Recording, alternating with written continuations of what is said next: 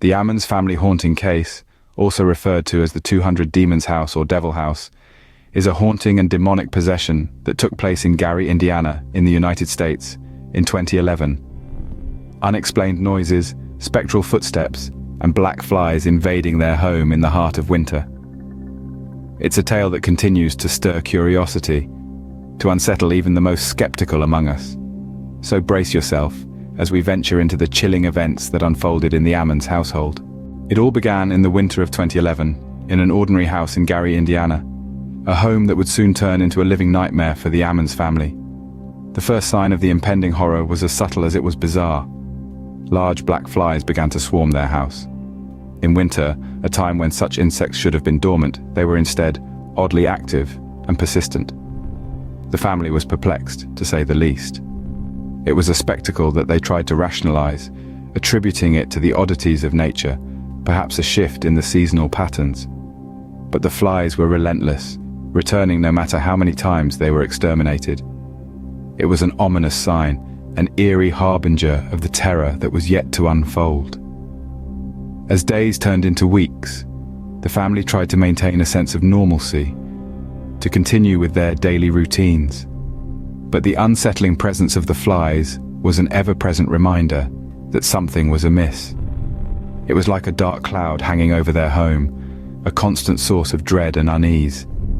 Despite the disturbing phenomena, the family held on to hope, onto the belief that this was just a temporary aberration, a strange occurrence that would soon pass. They clung to the comfort of rational explanations, to the reassurances that there was a logical explanation for everything. But the haunting had only just begun. The flies were merely the first manifestation of the terror that was to grip the Ammons family. They were the first indication of the presence of something malevolent, something that was beyond the realm of the ordinary. As the winter gave way to spring, the family could no longer ignore the signs. The haunting was real, and it was only going to get worse. The house in Gary, Indiana, was no longer just an ordinary house. It was the stage for a chilling tale of the supernatural. Little did they know this was just the beginning. As days turned into weeks, the disturbances only grew. The once quiet and peaceful home of the Ammons family was now a stage for inexplicable, bone-chilling events. The family was caught in a whirl of fear and confusion, their lives dominated by the unseen and the unexplained. With each passing day, the house seemed to sink deeper into the clutches of the paranormal. The air became heavy with a sense of foreboding. Unseen entities made their presence known with sounds that echoed through the empty halls. Footsteps reverberated in the dead of night, their source unseen, their purpose unknown. These sounds, as eerie as they were not just random noises. They were a constant reminder of something lurking in the shadows, something that was watching, waiting. It was as if the house was alive, breathing and whispering tales of horror into the ears of its terrified occupants. The family's fear was palpable, their anxiety ever increasing. Every creak, every shadow, every unexplained event only added fuel to the fire of their terror. The home, their sanctuary, had become a prison of fear. They were victims in their own dwelling, helpless against the unseen tormentor. Faced with the escalating paranormal activities, the family made a decision. It was time to seek help. They could not fight this alone. They needed someone, something, to stand between them and the terror that had invaded their lives. But this was not a usual situation. This was not a problem that could be solved with a simple call to the police. This was a battle against the unseen, the unknown, the unworldly. The family was in the grip of something beyond the realm of the ordinary, but who could possibly help them in such an eerie situation? Enter the skeptical police officer, set on debunking the family's claims. In a world where the line between the supernatural and the explainable often blurs, it was his job to cut through the fog of fear and get to the truth. The officer, like many of us, began his investigation with a healthy dose of skepticism. After all, a house haunted by 200 demons seems more like a plot from a horror movie than a case for the local police department. His methodical approach led him to meticulously document every piece of evidence and every interview. He questioned the Ammons family, their friends, neighbors, and anyone who might have had a brush with the inexplicable occurrences in the house. He stepped into the house not as a believer but as a detective, armed with a rational mind and a keen eye for detail. As the investigation deepened, however, something shifted.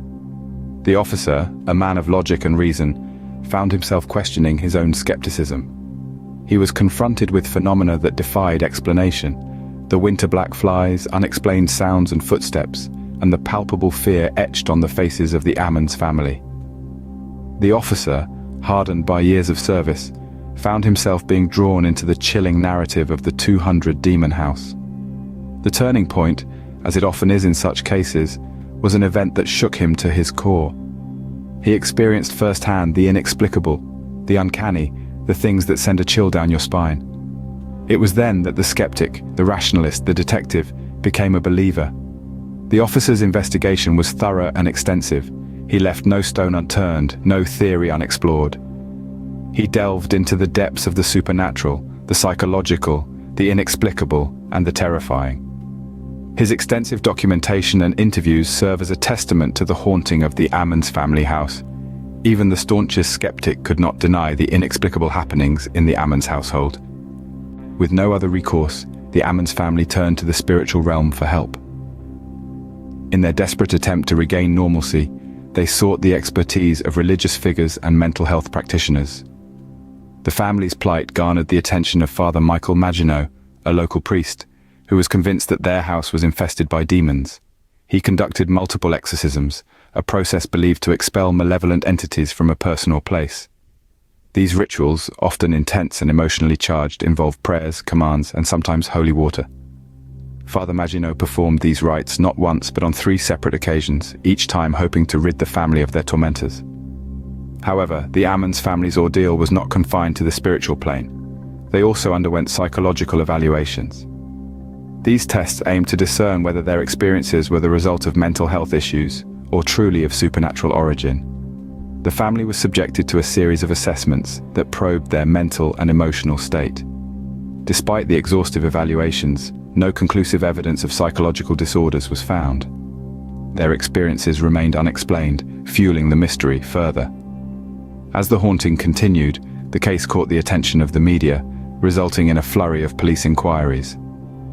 Officers, initially skeptical, found themselves drawn into the eerie narrative. With every visit, the house seemed to strengthen its hold on their disbelief, eventually turning some of the most hardened skeptics into believers. The Ammons family's story grew, evolving from hushed whispers into a narrative that sent shivers down the spine of the public. People from far and wide learned about the 200 demon house, its chilling tale of supernatural activity becoming an unsettling part of popular folklore. Yet, the haunting remained persistent as ever. Despite the exorcisms, the psychological tests, and the media attention, the family found no respite from the disturbing phenomena that had taken over their lives. The Ammons family haunting serves as a chilling reminder that some mysteries remain beyond our understanding. Forever shrouded in the shadows of the unknown, the Ammons family haunting, a chilling tale of inexplicable events. The Ammons family's ordeal, marked by fear, intrigue, and skepticism, continues to unsettle and perplex observers. This chilling tale began quite unremarkably, with large black flies infesting their home during winter. Little did the family know, this was merely the prologue of a horror story that would unfold in the heart of their domestic sanctuary. The manifestations escalated, with unexplained sounds and footsteps pervading the silence of their home. The events took a terrifying turn, making it impossible for the family, and later, even a hardened police officer, to dismiss the incidents as mere figments of imagination. The haunting prompted an exhaustive investigation, involving extensive documentation, interviews, and even exorcisms. The case was further complicated by psychological tests that added an additional layer of mystery and intrigue. The Ammons family haunting was no longer a private horror, it had become a public fascination. As for the current status of the family and the house, it remains shrouded in mystery. The family has moved on, hoping to escape the traumatic memories. The house, known as the 200 Demon House, stands as a chilling testament to their horrifying experience, a silent spectre in Gary, Indiana. The Ammons family haunting is a stark reminder that there are some things in this world that defy explanation and continue to baffle even the most skeptical amongst us. It is a story that compels us to question our understanding of the world around us and to confront the possibility of the paranormal. The Ammons family house was demolished in 2016. Friends, if you like our video, then don't forget to subscribe to our channel for more content like this.